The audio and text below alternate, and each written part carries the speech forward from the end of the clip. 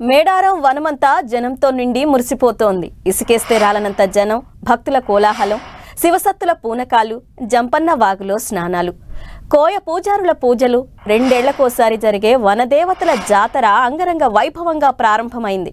తమ కొంగు బంగారమైన సమ్మక్క సారాలమ్మను దర్శించుకొని తమ కోర్కెలు చెప్పుకొని మొక్కులు చెల్లించుకునేందుకు భక్తులు లక్షలాదిగా మేడారానికి తరలివచ్చారు.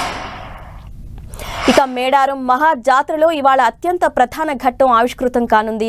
సమ్మక్క తల్లి ఇవాళ వనం నుంచి జనంలోకి రానుంది. చిలకల గుట్టపై నుంచి కుంకుమ భరిణి రూపంలో ఉండే సమ్మక్కను పూజారులు అధికార లాంఛనాల మధ్య తీసుకొచ్చి ఇవాళ గద్దెపై ప్రతిష్ఠించనున్నారు. సమ్మక్క రాక సందర్భంగా అమ్మవారిని దర్శించుకునేందుకు భక్తుల రాక భారీగా పెరిగే అవకాశం ఉంది. లక్షలాది మంది భక్తులు వస్తారని అంచనా వేస్తున్న అధికారులు అందుకు తగ్గ ఏర్పాట్లు చేస్తున్నారు.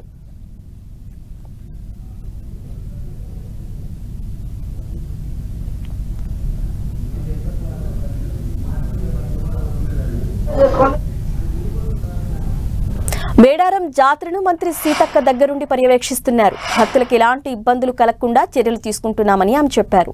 ఏటా భక్తులు పెరుగుతుండడం, అమ్మపై భక్తులకు నమ్మకం పెరిగిందంటున్న సీతక్కతో మా ప్రతినిధి కుమారస్వామి ఫేస్ టు ఫేస్. గిరిజన జాతర అశేష జనవాహిని ఎదురు చూసేటువంటి అద్భుత ఘట్టం కాసేపట్లో ఆవిష్కృతం కాబోతుంది. మొత్తం అంటే ఆదివాసీ గిరిజన సంస్కృతి సంప్రదాయాల మేరకి మొత్తంగా కూడా ఆదివాసీ పూజలు ఆదిపరాశక్తి సమ్మక్కని తీసుకువచ్చేందుకు ఏర్పాటు చేస్తున్నటువంటి పరిస్థితి ఉంది. రాష్ట్ర ప్రభుత్వం నుంచి మంత్రి సీతక్క స్వయంగా మంచం మీద నుంచి ఇక్కడ ఉన్నటువంటి మేడారం జాతరకు సంబంధించినటువంటి పరిస్థితిని ఆమె సమీక్షిస్తున్నారు. ఒకసారి సీతక్కతో మాట్లాడే ప్రయత్నం. సీతక్క, ఈరోజు ఆదిపరాశక్తి సమ్మక్క ఎప్పుడు వస్తుంది? మీరు ఆదివాసీ పూజారులను కోఆర్డినేట్ చేస్తున్నారు, అధికారులను కోఆర్డినేట్ చేస్తున్నారు, ఎప్పుడు వస్తుంది?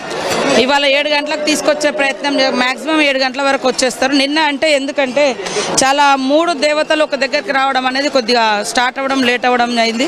సార్లమ్మ పూజారి కూడా కొద్దిగా సిక్ అయి ఉండే కొంచెం హాస్పిటల్ నుంచి రావడం, వారు ఈసారి దేవుణ్ణి మోస్తారా లేదా అనే భయం కూడా ఉండే మాకు. ఏదేమైనా కూడా నిన్నటి లేట్ అయినా కూడా జరగాల్సినటువంటి కార్యక్రమం అద్భుతంగా జరిగింది. లక్షలాది మంది జై జై హర్షధ్వానాల మధ్య, జై సార్లమ్మ జై పగిడిద్దరాజు అనేటువంటి హర్షధ్వానాల మధ్య మీరు కూడా చూసిండ్రు. చాలా బ్రహ్మాండంగా జరిగింది. ఈరోజు కూడా అసలైన మహాఘట్టం. లక్షలాది మంది ఇంకా తరలి వస్తూనే ఉన్నారు. ఇప్పటికే దాదాపుగా 2-3 రోజుల నుంచి కూడా గుడారాలు వేసుకొని ఇక్కడ 50 లక్షల పై మంది అందుబాటులోకి వచ్చి ఉన్నారు ఈ ఘట్టం కోసం. రేపు కూడా ఇంకా పెరుగుతుంది, ఎందుకంటే రేపు అన్ని దేవతలు ఉంటారని మొక్కుల చెల్లింపు కార్యక్రమం ఉంటుంది.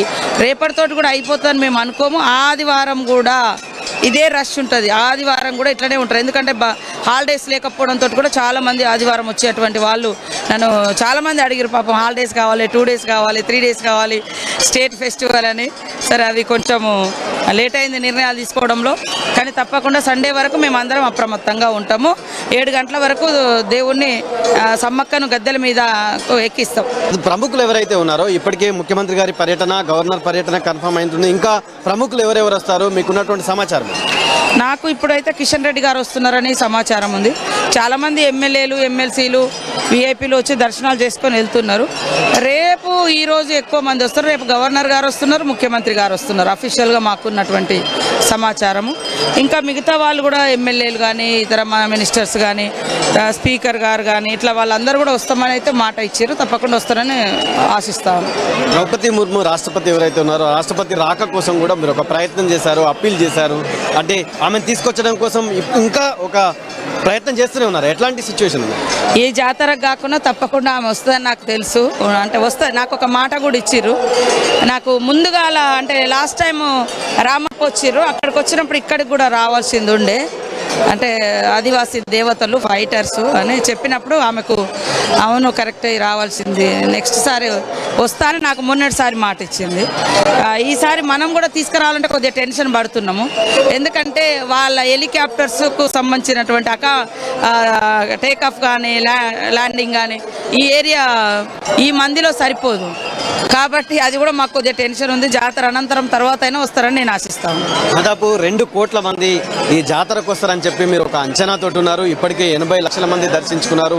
ఈ రోజు చాలా కీలక ఘట్టం, ఇంపార్టెంట్. అంటే మీరు ఎట్లా ఉన్నారు? రాక గురించి, ఆ జాతర గురించి పూర్తిగా తెలిసిన వ్యక్తిగా ఏ రకమైన అంచనా వేస్తారు? రోజు రోజుకు తల్లుల యొక్క కీర్తి ప్రపంచానికి పోతున్న కొద్దీ చూడాలని వచ్చే భక్తులు ఒక్కరైతే, కొత్త కోరికలతోటి వచ్చే భక్తులైతే ఆనవాయితీగా వచ్చేటువంటి కుటుంబాలు కొన్ని.